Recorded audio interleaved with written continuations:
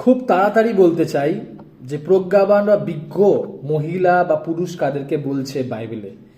হিতোপদেশ 14 অধ্যায় 1 পদে বলছে, স্ত্রীলোকদের বিজ্ঞতা তাদের গৃহ গাথে, কিন্তু অজ্ঞানতা স্বহস্তে তাহা ভাঙিয়া ফেলে।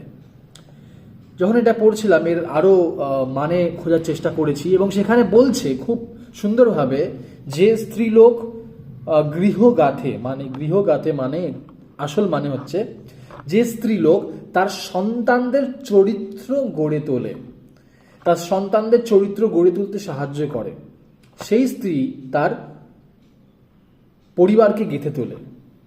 এবং এখানে আমি পুরুষকেও ধরতে পারি, যে যেই পুরুষ তার স্ত্রী এবং সন্তানদের চরিত্রকে গেঁথে তোলে, সাহায্য করে এবং গেঁথে তুলেছে ধীরে ধীরে ধীরে ধীরে।